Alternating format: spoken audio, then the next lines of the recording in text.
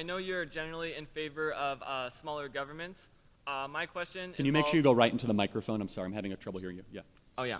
I know you're in favor in small government for a lot of issues. I know that drugs are a big issue in America. I was wondering what was your perspective on recreational drugs in general, the legalization of drugs, and just what your perspective on that was? Sure. The mass legalization of drugs has been a major mistake in our country. I used to be for it, and I've had a 180-degree reversal, and I'll tell you why.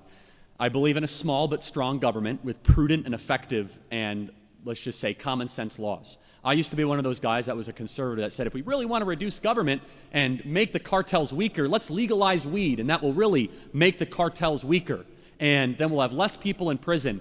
Everything I believed was completely incorrect. Let me tell you why. As we've legalized weed, especially in the American Southwest, we've seen more violent crime, not less. The cartels are wealthier and stronger than ever before. One of the arguments was, well, kids now are going to be able to not do harder drugs. That's not true. Kids are now getting into fentanyl and harder drugs earlier because whether or not we want to admit it, marijuana is a gateway drug. That is a true fact. Kids don't just start with fentanyl. They start with marijuana, and it goes to other drugs, and we see that happen time and time again. So actually, I believe that the decriminalization of weed has been something that actually makes government bigger. We now need more social workers. We now need more services. We're now giving more people things on welfare, money on welfare. And so while I understand the spirit and potentially the principle of legalizing or decriminalizing drugs, we have to look at the evidence. And the evidence is that we live in a sadder society, a more depressed society, a more anxious society, a more violent society, the more that drug use has gone up over the last decade. Can I ask a follow-up question? I was wondering if, in what ways, you said that the cartel has become stronger with the legalization of marijuana. I was just wondering, like, what are the reasons for that? Yeah, so they're no longer in the business of growing weed in the Sinaloa region, so now they traffic fentanyl in people.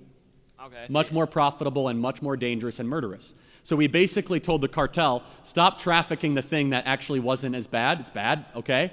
And now they've gotten into really rich business where they get $5,000 a head when they traffic them across the Rio Grande Valley, and they're doing $5,000 a day. Or they get fentanyl trafficked in from China that this much of fentanyl, like a salt grain of fentanyl, will kill your grandkid almost instantaneously.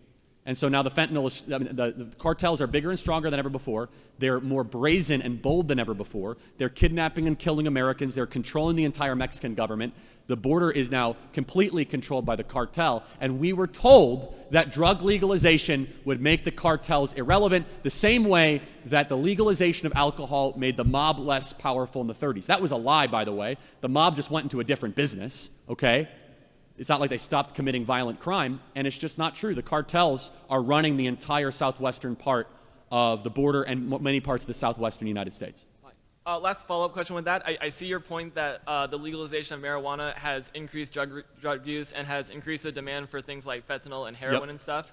I was wondering, I guess, like, why is making things like alcohol illegal, but making things like marijuana illegal? Why is alcohol more acceptable than marijuana, for example? I mean, look, I'm not exactly a big fan of alcohol. I actually think alcohol is a really bad drug, and we overly glamorize alcohol in our society. I think we'd do some good to actually limit alcohol intake. I think it would actually make people's lives better, and I think we've waived or socialized drinking in our country.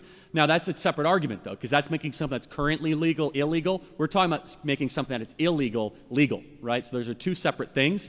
But if you were to say wave a magic wand and people would drink less in America, I'd say sign me up for that. Because, I mean, if you look at the amount of DUIs, violent crime, if you look at domestic assault, alcohol is almost always involved, almost always. So I would say this, right now the question is on marijuana, and it has been proven right now to have massive externalities that are negative. Over 70,000 people died of fentanyl overdoses last year, right? And over 140,000 people die from the effects of alcohol every single year. Now, I'll be the most unpopular public commentator on the planet to argue for a ban or an abolition of alcohol, but let me just say this. Someone needs to have the courage to say the amount we drink in our country is bad for us, and it's making us deeply unhappy. Thank you. I appreciate it. Thank you. Thank you.